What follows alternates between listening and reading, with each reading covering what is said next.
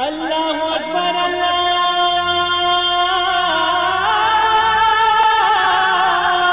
اکبر۔ السلام علیکم ورحمۃ اللہ وبرکاتہ۔ الحمدللہ رب العالمین والصلاة والسلام علی اشرف الانبیاء والمرسلین نبینا محمد وعلی آلہ وصحبہ اجمعین ومن تبعہم بإحسان الی یوم الدین، اما بعد۔ میرے دوستو، بزرگوں، اسلامی بھائیوں اور بہنوں، سامعین و سامعات کرام، صدائے حق سننے والے ساتھیوں، آج 24 جمادی الثانیہ 1443 ہجری، 28 جنوری 2022 عیسوی، 14 گتے ماگھ 2078 بکرمی جمعہ کا دن، میں محمد مستقیم مدنی صدائے حق کا پروگرام لے کر آپ لوگوں کی خدمت میں حاضر ہو گیا ہوں۔ یہ پروگرام آپ روزانہ junk Nandini FM 95.5 mega hers پر 1:30 بجے سے 2:15 بجے تک سماعت فرماتے آ رہے ہیں۔ آج بھی انشاءاللہ تبارک و تعالی سب سے پہلے تلاوت قرآن مجید، پھر ایک خوبصورت سی نظم اور اخیر میں ایک عالم کا خطاب سماعت فرمائیں گے۔ تو لیجیے سب سے پہلے تلاوت قرآن مجید سماعت فرمائیں۔ اعوذ باللہ من الشیطان الرجیم، بسم اللہ الرحمن الرحیم، وذکر فإن الذکر تنفع المؤمنین، وما خلقت الجن والانس الا ليعبدون، ما اريد منهم من رزق وما اريد ان يطعمون، ان الله هو الرزاق ذو القوة المتين، فإن للذين ظلموا ذنوبا مثل ذنوب أصحابهم فلا يستعجلون، فويل للذين كفروا من يومهم الذي يوعدون۔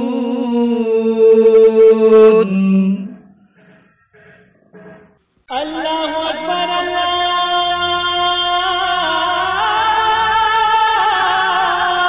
اکبر۔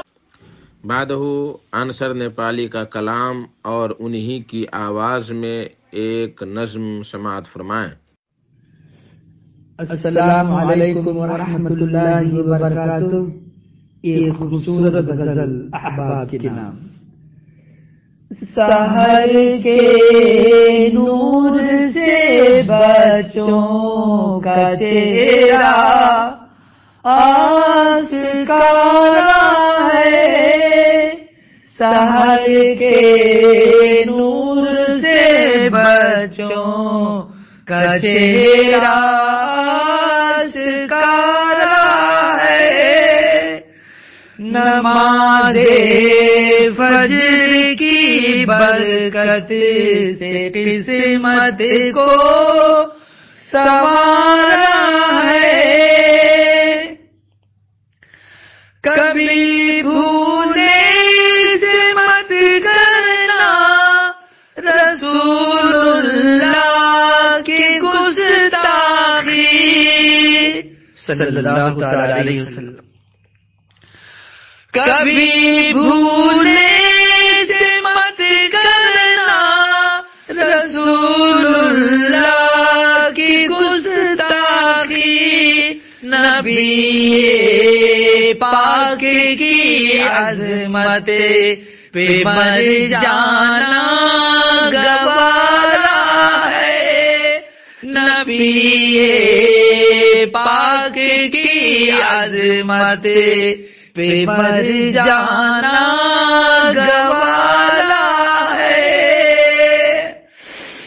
بلائے ناگہانی جب بھی میرے گھر میں آتی ہے، بلائے ناگہانی جب بھی میرے گھر میں آتی ہے جبینِ حق جھکا کر صرف یا ربی پکارا ہے، جبینِ حق جھکا کر صرف یا ربی پکارا ہے، جسے بحر حوادث کا ہو خطرہ ساتھ مت آئے، جسے بحر حوادث کا ہو خطرہ ساتھ مت آئے، ہماری راہ میں موجے بلا کا تیز دھارا ہے، ہماری راہ میں موجے بلا کا تیز دھارا ہے، سحر کے نور سے بچوں کا چہرہ آشکارا ہے، اے حسن بے کا لے جا قرار جان و دل میرا،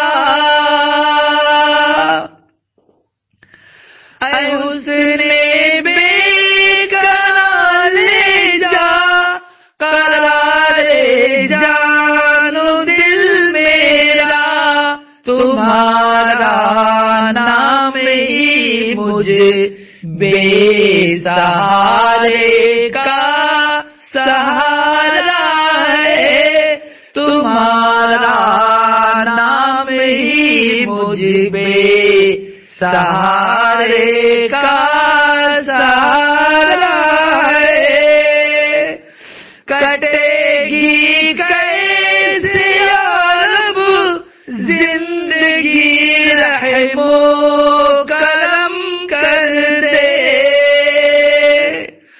کٹے گی کیسے عرب زندگی رحم و کرم کر دے، غریبی کی وجہ سے آج عنصر غم کا مالا ہے، غریبی کی وجہ سے آج عنصر غم کا مالا ہے، سحر کے نور سے بچوں کا چہرہ آشکارا ہے، نماز فجر کی برکت سے قسمت کو سنوارا ہے۔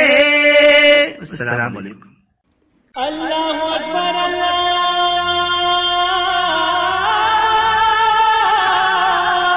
اکبر۔ میرے محترم ساتھیو، دوستو، آج کا خطاب ہے فضیلت الشیخ ڈاکٹر فہد الاسلام سلفی صاحب کا، جو پٹنہ میں اپنا کلینک چلا رہے ہیں۔ ان کا موضوع ہے اہل مغرب کا پیغمبر اسلام صلی اللہ علیہ وسلم سے تعصب اور ہماری ذمہ داریاں۔ تو لیجئے ڈاکٹر صاحب سے ان کا خطاب سماعت فرمائیں۔ السلام علیکم ورحمۃ اللہ وبرکاتہ۔ حامدا ومصلیا اما بعد، فاعوذ باللہ من الشیطان الرجیم، فآمنوا باللہ ورسولہ والنور الذی انزلنا۔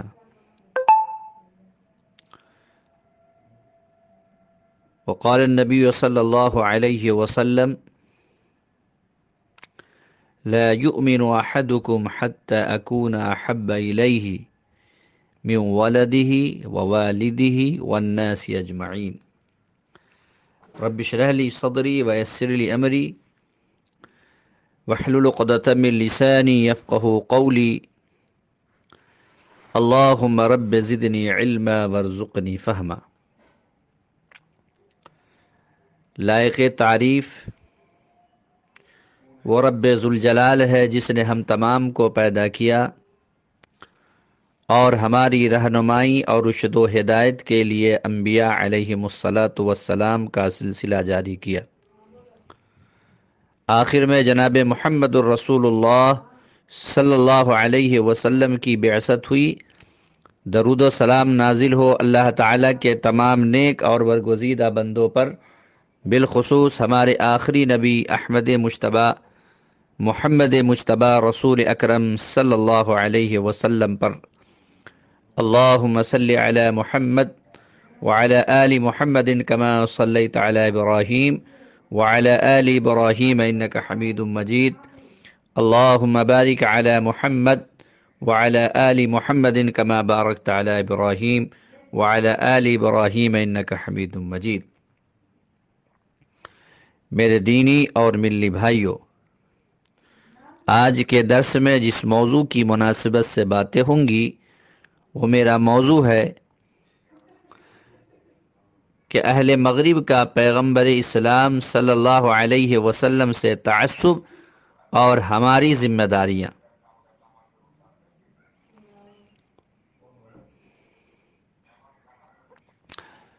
ستمبر 2005 عیسوی میں ڈنمارک کے اخبار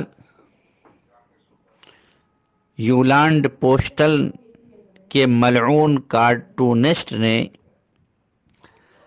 آزادی اظہار کے نام پر پہلی مرتبہ آپ صلی اللہ علیہ وسلم کے بارے میں خاکے بنانے کی گستاخی کی اور توہین رسالت کا مرتکب ہوا، جس کے بعد Norway, France, Germany, Italy, Holland, Portugal, Spain اور سوئٹزرلینڈ کے اخباروں نے بھی یہ کارٹون شائع کر کے مسلمانوں کے زخموں پر نمک پاشی کی۔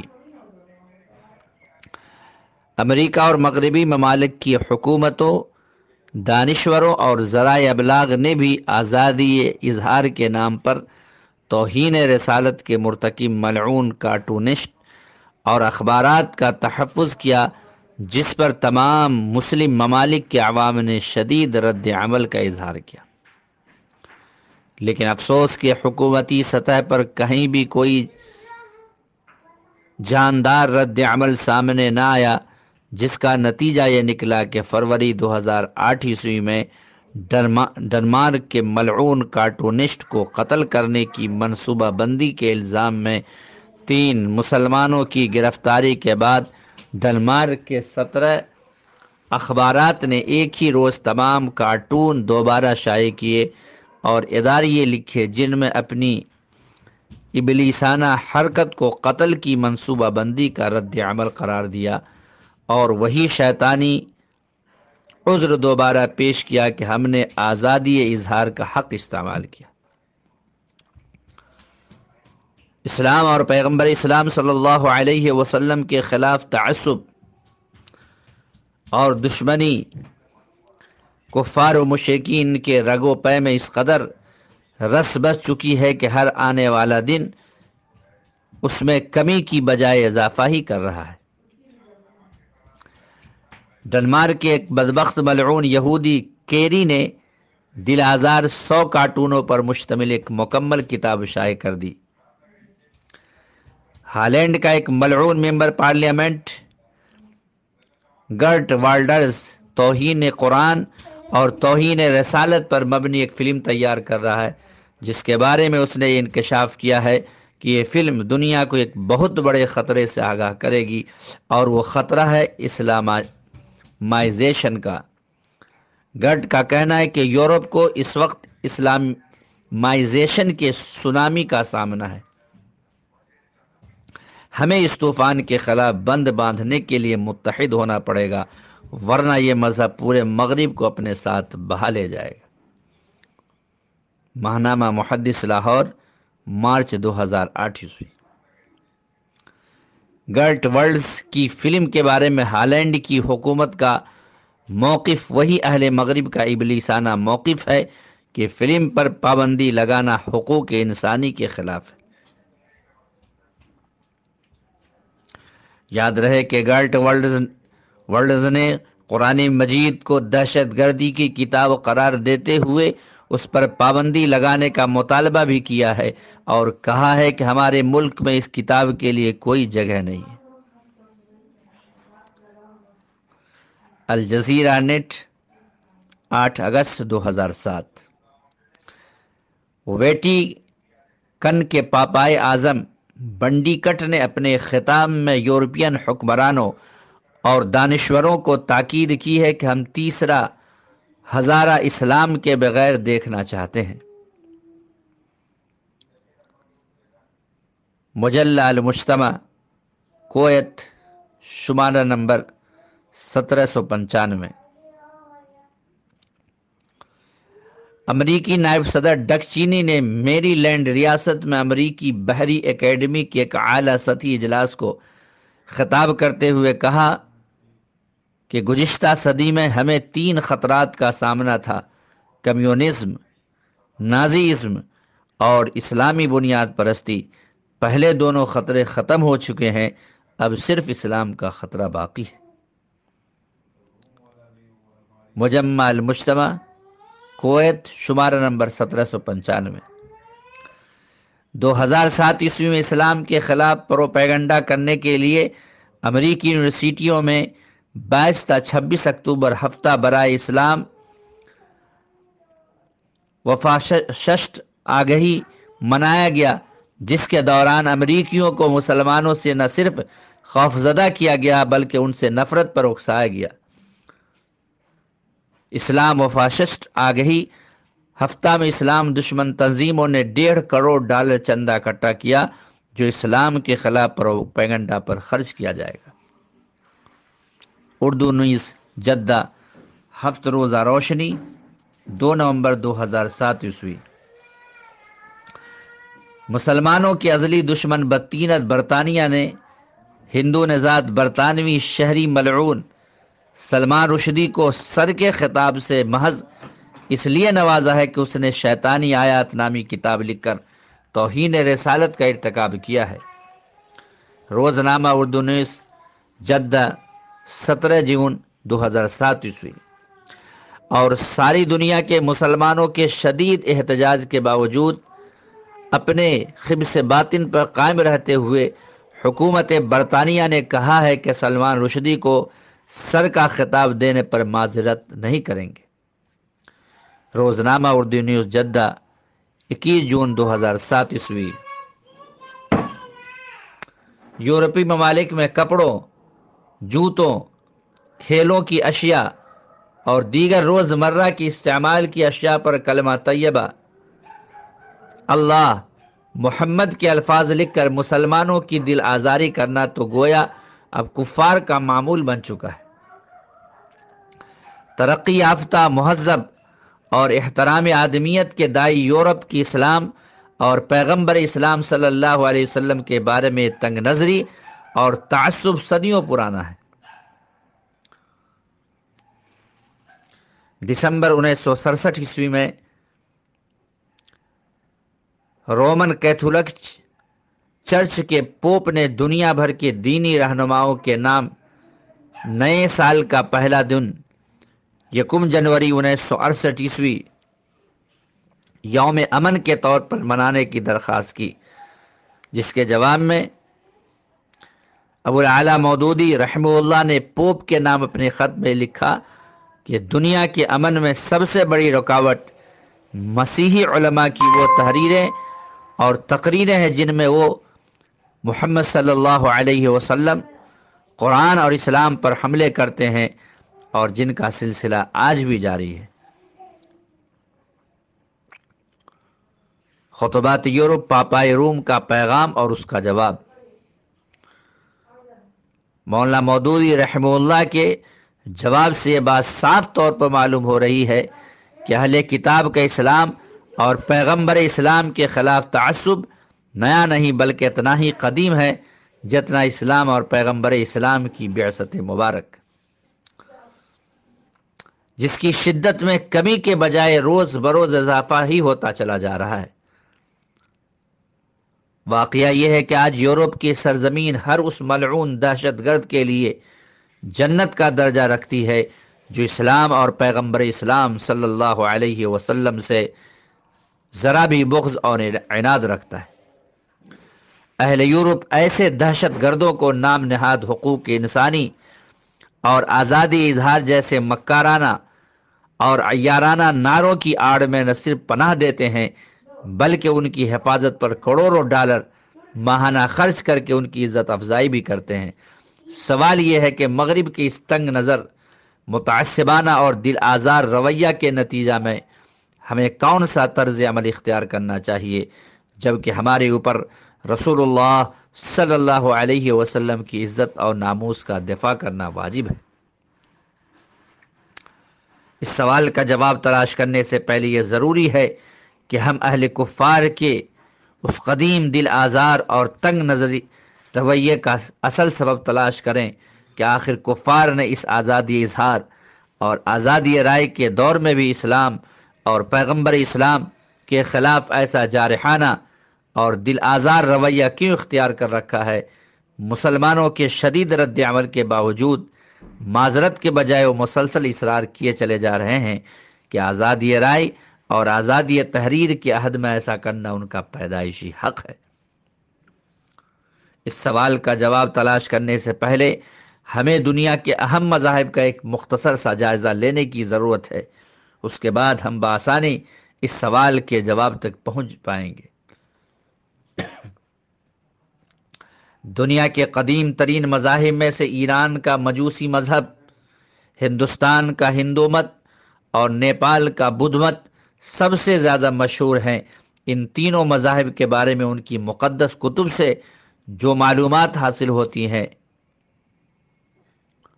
وہ یہ ہیں۔ مجوسی مذہب کے بانی زرتشت ایران کے شہر رے میں پیدا ہوئے۔ والد کا نام پودا شاسب اور والدہ کا نام دیودا تھا۔ ان کا زمانہ پیدائش 258 قبل مسیح، بعض کے نزدیک 588 قبل مسیح اور بعض کے نزدیک 600 قبل مسیح تھا۔ زرتشت نے 30 سال کی عمر میں ایک پہاڑی پر گوشہ نشینی اختیار کی جہاں انہیں خدائے واحد کا مکاشفہ حاصل ہوا، جس کی طرف انہوں نے لوگوں کو دعوت دینی شروع کی۔ 10 سال میں صرف ان کا چچیرا بھائی ان کا ہم خیال بن سکا۔ عوام سے مایوس ہو کر زرتشت بل کے بادشاہ گشتہ سب کے پاس گئے۔ درباری علماء سے مناظرہ ہوا۔ بادشاہ نے متاثر ہو کر زرتشت کی تعلیمات قبول کر لی، جس کے بعد زرتشت کا مذہب ایران میں تیزی سے پھیلنے لگا۔ 77 سال کی عمر میں ایک تورانی سپاہی نے خنجر مار کر زرتشت کو قتل کر دیا۔ یہ ہے وہ زیادہ سے زیادہ تفصیلات جو ہمیں زرتشت کے حالات کے بارے میں ملتی ہیں، اور اس تفصیل میں بھی اس قدر اختلافات ہیں کہ بعض محققین نے زرتشت کے وجود تک سے انکار کر دیا۔ مجوسی مذہب کی مقدس کتاب کا نام اوستا ہے، جو 72 گیتوں پر مشتمل ہے، اور یہی 72 گیت مجوسی مذہب کی تعلیمات ہیں۔ اوستا میں دی گئی تعلیمات زرتشت کی ہیں یا ان کا مصنف کوئی اور ہے، اس بارے میں بھی محققین میں شدید اختلاف پایا جاتا ہے۔ کہا جاتا ہے کہ زرتشت کی موت کے 250 سال بعد سکندر اعظم نے ایران پر حملہ کیا تو سارے کتب خانے جلا ڈالے، جن میں مجوسی مذہب کی کتب بھی شامل تھی۔ مجوسی علماء اپنی جانیں بچانے کے لیے غاروں میں جا چھپے۔ جب انہیں امن میسر آیا تب انہوں نے اپنے حافظے سے اوستا مرتب کی۔ تفصیل کے لیے ملاحظہ ہو مذاہب عالم کا تقابلی جائزہ، چودھری غلام رسول۔ ہندو مت اس اعتبار سے بڑا عجیب و غریب مذہب ہے کہ اس کے بارے میں آج تک کسی کو یہ معلوم نہیں ہو سکا کہ اس کا اولین داعی کون تھا، اس کا داعی نبی تھا یا غیر نبی، اس کا زمانہ کون سا تھا، اس مذہب کی اصل اور بنیادی کتاب کون سی ہے۔ محمد صلی اللہ علیہ وسلم ہندی کتابوں میں ابن اکبر اعظمی صفحہ 17۔ ہندوؤں کی مذہبی کتاب کا نام وید ہے، جو 4 حصوں پر مشتمل ہے۔ Number 1 Rig Veda, number 2 Yajurveda, number 3 سام وید، نمبر 4 اتھر وید۔ مہابھارت شانتی پروشلوک کی روایت کے مطابق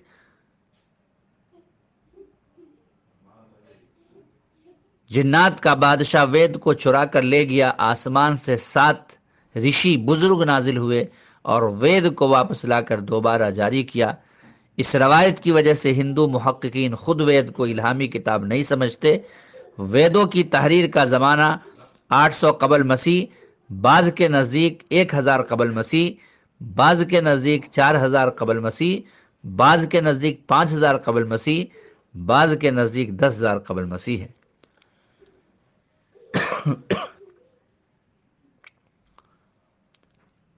اب ایک نظر ویدوں کی تعلیمات پر بھی ڈال لیا جائے۔ ویدوں میں ذات پات کی تعلیم۔ ویدوں کی تعلیم کے مطابق برہمن قوم پر پرماتما خدا کے منہ سے پیدا ہوئی۔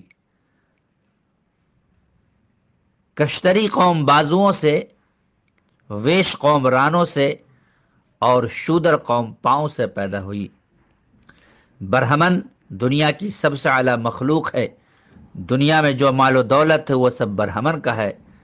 برہمن جس عورت کا ہاتھ پکڑے وہ اس کی ہو جاتی ہے۔ برہمن گناہوں سے بالکل پاک ہے، خواہ تینوں عالم کو تباہ و برباد کر دے۔ شودر وید سن لے تو اس کے کانوں میں سیسا ڈال دو، اگر پڑھے تو اس کی زبان کاٹ دو، اگر یاد کر لے تو اس کا دل چیر دو، اگر برہمن کے برابر بیٹھ جائے تو اس کی کمر پر داغ لگا کر جلا وطن کر دو۔ شودر جس عضو سے برہمن کی توہین کرے اس کا وہ عضو کاٹ دو۔ عورت کے بارے میں ویدوں کی تعلیم۔ عورت دھوکے باز ہے، عورت کی عصمت مشکوک ہے، عورت کا دل بھیڑیے کی بھٹ ہے، عورت باپ کی جائیداد کی وارث نہیں بن سکتی، عورت نکاح ثانی نہیں کر سکتی، عورت خلا نہیں لے سکتی، عورت کو جوئے میں ہارنے اور فروخت کرنے کی اجازت ہے، جن لڑکیوں کے بھائی نہ ہو ان کی شادی نہیں ہو سکتی، لڑکیوں کی موجودگی میں لڑکے پیدا کرنے کے لیے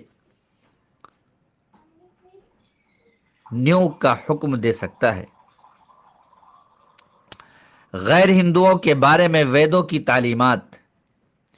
ہندو دھرم کے مخالفوں کو زندہ آگ میں جلا دو، ہندو دھرم کے مخالفوں کو درندوں سے پھڑوا ڈالو، ہندو دھرم کے دشمنوں کے کھیتوں کو اجاڑو اور انہیں بھوکا مار کر ہلاک کر دو، ہندو دھرم کے مخالفوں کو سمندر میں غرق کر دو، جس طرح بلی چوہے کو تڑپا تڑپا کر مارتی ہے اسی طرح ان کو تڑپا کر مارو، مخالفوں کا جوڑ جوڑ اور بند بند کاٹ دو، ان کو پاؤں تلے کچل دو اور ان پر رحم نہ کرو۔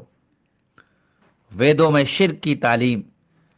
دیوتاؤں کی کل تعداد 4340 ہے، کائنات کا خالق برہما اور ہے، عشق و محبت کا دیوتا کام دیو اور ہے، دشمنوں کو برباد کرنے والا دیوتا شیو جی اور ہے، حصول اولاد کے لیے شکتی اور پریوتی بھی ان کے دیوتا ہیں۔ اس کے علاوہ آگ، پیپل کا درخت، ہاتھی، شیر، سانپ، چوہا، سور، بندر، بیل اور گائے بھی ہندوؤں کے دیوتا ہیں۔ ہندوؤں کا عقیدہ ہے کہ گائے زمین و آسمان کو اٹھایا ہوا ہے، اس کا گوبر اور پیشاب پینا گناہوں کی معافی کا ذریعہ ہے۔ تفصیل کے لیے ملاحظہ ہو مذاہب عالم کا تقابلی جائزہ، چودھری غلام رسول، ایم اے۔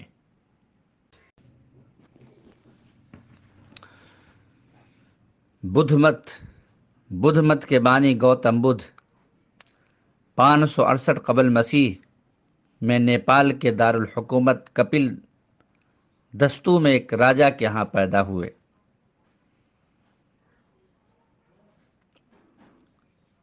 بدھ لفظ سنسکرت زبان کا لفظ ہے جس کا مطلب روشنی اور نور ہے۔ باپ کا نام شدودھن تھا، والدہ کا نام مایا تھا۔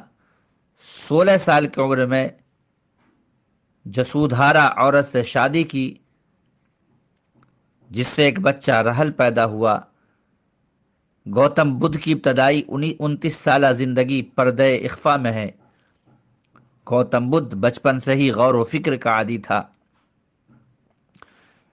عمر کے 30ویں سال چند مصیبت زدہ لوگوں کو دیکھ کر گوتم بدھ اس قدر متاثر ہوا کہ آبادیوں کو چھوڑ کر جنگلوں اور ویرانوں میں جا بسا اور دنیا کے مصائب و آلام، دکھوں اور تکلیفوں سے نجات پانے کے طریقوں پر غور و فکر کرنے لگا۔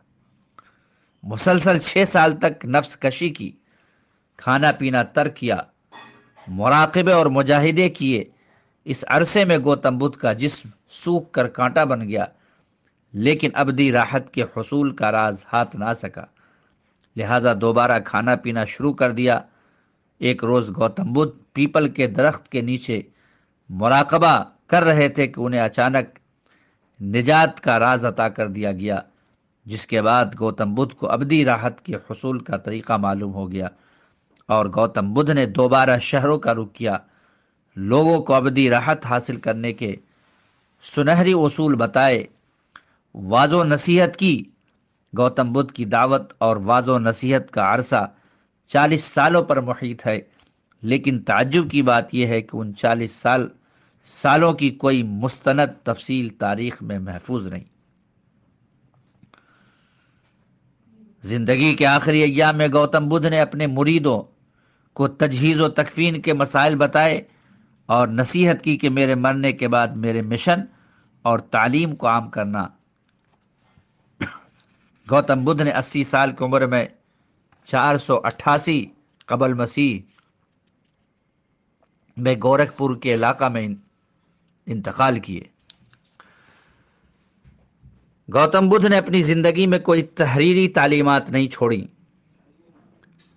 گوتم بدھ کی وفات کے 218 سال بعد چوموریہ خاندان کا تیسرا بادشاہ اشوک 270 قبل مسیح حکمراں بنا تو اس نے بدھ مت قبول کیا، جس سے بدھ مت کو بہت ترقی حاصل ہوئی۔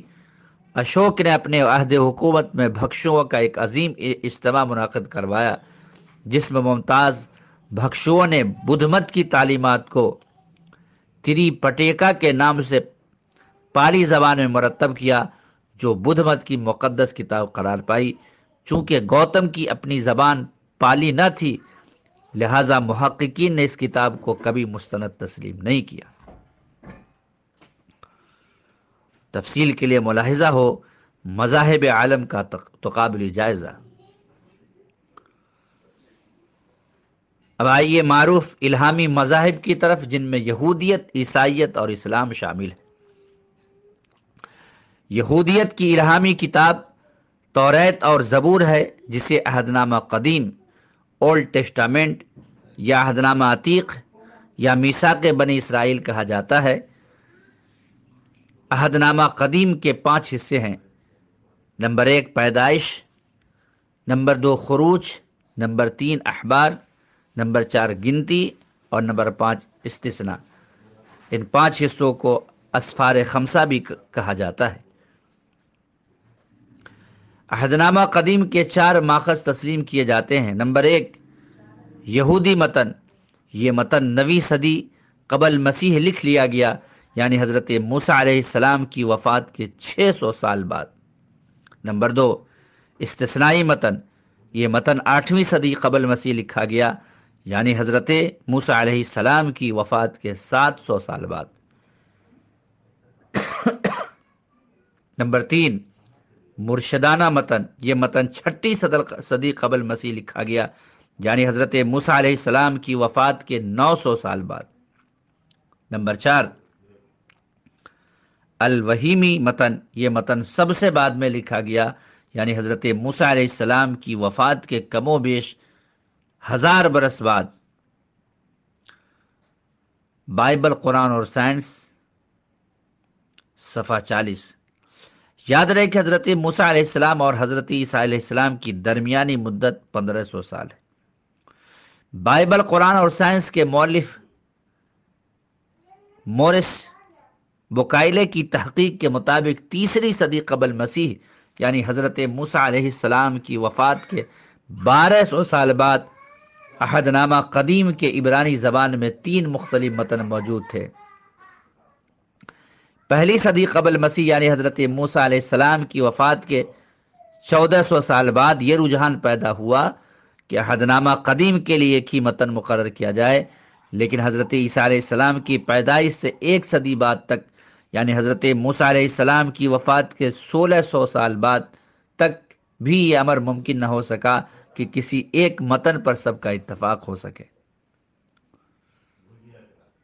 بائبل قرآن اور سائنس، صفحہ 28۔ بائبل قرآن اور سائنس کے مؤلف تورات میں تحریف کے بہت سے دلائل دینے کے بعد آخر میں لکھتے ہیں کہ عہد نامہ قدیم کی تصنیف میں انسانی ہاتھ زیادہ دکھائی دیتا ہے، لہٰذا یہ سمجھنا مشکل نہیں کہ ایک اشاعت سے دوسرے اشاعت تک اور ایک ترجمے سے دوسرے ترجمہ تک جو تبدیلیاں واقع ہوئیں ان کی وجہ سے عہد نامہ قدیم کا موجودہ متن گزشتہ 1000 سالہ پرانے متن سے مکمل طور پر مختلف ہے۔ بائبل قرآن اور سائنس، صفحہ 30۔ حضرت موسیٰ علیہ السلام کے بارے میں تورات اور زبور سے ہمیں جو معلومات حاصل ہوتی ہیں وہ زیادہ سے زیادہ یہ ہے کہ حضرت موسیٰ علیہ السلام نے فرعون کے گھر پرورش پائی، جوان ہوئے تو بنی اسرائیل کے 2 افراد کی مدد کرنے کے بعد حکومت کے ڈر سے مدین بھاگ گئے، وہیں شادی کی اور طویل مدت بعد واپس پلٹے، راستے میں نبوت سے سرفراز کیے گئے، فرعون کے دربار میں پہنچے، اسے معجزے دکھائے، ایمان کی دعوت دی، بنی اسرائیل کی آزادی کا مطالبہ کیا۔ فرعون نے انکار کیا تو حضرت موسیٰ علیہ السلام نے مناسب موقع پا کر بنی اسرائیل کو سمندر عبور کروا دیا اور ان کے دشمن کو غرقاب کیا۔ اس کے بعد بنی اسرائیل اپنی نافرمانیوں کی وجہ سے طویل مدت تک صحرا میں بھٹکتے رہے۔ اسی دوران حضرت موسیٰ علیہ السلام کی وفات ہو گئی اور انہیں ایک وادی بیت نفور میں دفن کر دیا گیا۔ عیسائیوں کی الہامی کتاب کا نام انجیل ہے، جسے عہد نامہ جدید، نیو ٹیسٹامنٹ بھی کہا جاتا ہے۔ عہد نامہ قدیم اور عہد نامہ جدید دونوں کو ملا کر بائبل کہا جاتا ہے۔ یہودی صرف عہد نامہ قدیم کو مانتے ہیں، عہد نامہ جدید کو نہیں مانتے، جبکہ عیسائی عہد نامہ جدید کو مانتے ہیں اور یہ عقیدہ رکھتے ہیں کہ عہد نامہ جدید عہد نامہ قدیم کا ناسخ ہے۔ یہ بات تو تمام عیسائی علماء کے نزدیک بھی متفق علیہ ہے کہ حضرت عیسیٰ علیہ السلام نے اپنے پیچھے کوئی لکھی ہوئی کتاب نہیں چھوڑی، اور یہ بات بھی عیسائی محققین کے نزدیک مسلمہ ہے کہ حضرت عیسیٰ علیہ السلام کی وفات کے 140 سال بعد تک انجیل کا کوئی نسخہ دنیا میں موجود نہیں تھا۔ حضرت عیسیٰ علیہ السلام کی وفات سے کم و بیش 200 سال بعد عیسائی جب مختلف فرقوں میں بٹے تو ہر فرقے نے اپنی اپنی مقدس کتابیں تصنیف کرنی شروع کر دی۔ تفصیل کے لیے ملاحظہ ہو مذاہب عالم کا تقابلی جائزہ۔ چنانچہ 325 عیسوی یعنی حضرت عیسیٰ علیہ السلام کی وفات کے 325 سال بعد قسطنطین اعظم نے 300 پادریوں کی کونسل بنائی اور اسے اصل انجیل تلاش کرنے کا حکم دیا۔ کونسل نے مہیا کیے گئے انجیل کے تمام نسخوں کو ایک ڈھیر کی شکل میں میز کے نیچے رکھ دیا اور خداوند سے درخواست کی کہ ان میں سے جو الہامی نسخے ہوں وہ پھلانگ کر میز پر آ جائیں اور جعلی نسخے وہیں پڑے رہیں۔ چنانچہ ایسا ہی ہوا، 4 نسخوں کے علاوہ باقی تمام نسخے جعلی قرار دے کر جلا ڈالے گئے اور وہی 4 اناجیل مستند قرار پائیں جن کے نام یہ ہیں: بائبل، قرآن اور سائنس، صفحہ 110۔ نمبر 1، میتھو کی انجیل۔ نمبر 2، مارک کی انجیل۔ نمبر 3، لوقا کی انجیل۔ نمبر 4، یوحنا کی انجیل۔ ان چاروں انجیلوں کے مصنفین میں سے کسی ایک نے بھی اس بات کی ضرورت محسوس نہیں کی کہ وہ اپنی معلومات کا حوالہ دے کر ان تک یہ معلومات حضرت عیسیٰ علیہ السلام سے کن کن واسطوں سے اور کتنے واسطوں سے پہنچے۔ یہی وجہ ہے کہ خود یہودی اور عیسائی محققین کے نزدیک اناجیل کی تحریروں کی کوئی تاریخی اور استنادی حیثیت نہیں۔ چنانچہ بائبل، قرآن اور سائنس کے مصنف مورس بکائلے کہتے ہیں کہ جب ہم انجیل کا مطالعہ کرتے ہیں تو ہمیں ذرا بھی اس بات کا یقین نہیں ہوتا کہ ہم واقعی مسیح کے الفاظ پڑھ رہے ہیں۔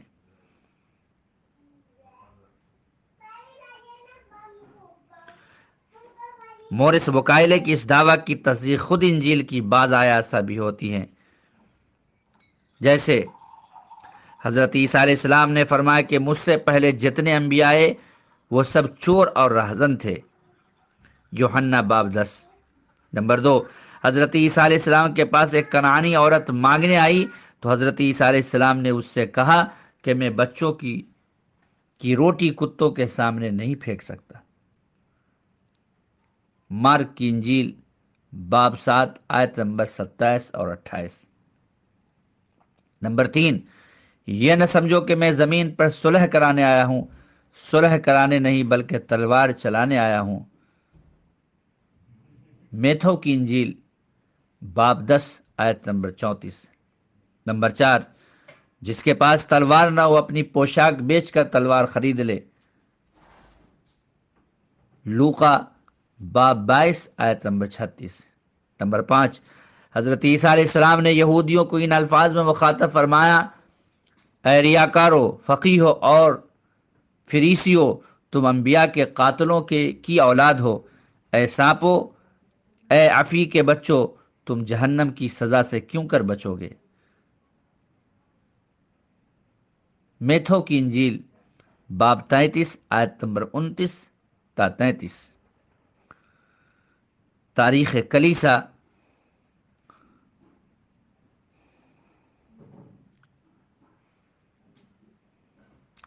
نمبر 6، نوح علیہ السلام شراب کے نشے میں اپنے گھر ننگے ہو گئے، پیدائش 9۔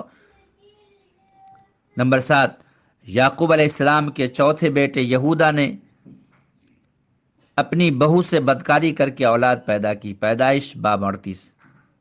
نمبر 8، ہارون علیہ السلام نے سونے کا بت بچھڑے کی شکل میں بنا کر اس کی پوجا پاٹ کرائی اور شرک جیسے گھناؤنے جرم کے مرتکب ہوئے، خروج باب 32 آیت نمبر 1 تا 6۔ حضرت عیسیٰ علیہ السلام کے حالات زندگی کی طرف اناجیل اربعہ کے مطابق حضرت عیسیٰ علیہ السلام فلسطین کے شہر ناصرہ میں پیدا ہوئے، والد کا نام یوسف اور والدہ کا نام مریم تھا، متی باب 1 آیت نمبر 16۔ 8ویں روز ختنہ کیا گیا، جب آپ 12 سال کے ہوئے تو والدین یروشلم لے گئے۔ حضرت عیسیٰ علیہ السلام کی زندگی کی ابتدائی 30 سالہ گوشے ظلمت میں ہیں، کوئی نہیں جانتا کہ حضرت عیسیٰ علیہ السلام نے اپنی زندگی کے پہلے 30 سال کہاں اور کیسے گزارے۔ 30 سال کے بعد حضرت عیسیٰ علیہ السلام کو حضرت یحییٰ علیہ السلام نے بپتسمہ دیا، جس کے بعد ان کی پیغمبری کا آغاز ہوا۔ حضرت عیسیٰ علیہ السلام نے شہر شہر، گاؤں گاؤں جا کر لوگوں کو دعوت دی۔ یہودی علماء آپ صلی اللہ علیہ وسلم کے مخالف ہو گئے اور الزام لگائے کہ عیسیٰ علیہ السلام اپنے آپ کو خدا اور خدا کا بیٹا کہلاتا ہے، اور یہ الزام بھی لگائے کہ عیسیٰ علیہ السلام داؤد کے تخت کا وارث ہونے کا دعویٰ بھی کرتا ہے اور رومی حکومت کے اندر ایک ایسی حکومت قائم کرنا چاہتا ہے جو رومی حکومت کا تخت الٹ دے چنانچہ یہودی علماء کی اصرار پر رومی گورنر پلاطوس نے حضرت عیسیٰ علیہ السلام کو گرفتار کرنے کا حکم دیا۔ گرفتار کرنے والوں میں حضرت عیسیٰ علیہ السلام کے ایک حواری یہودا اسکرپوتی بھی شامل تھا۔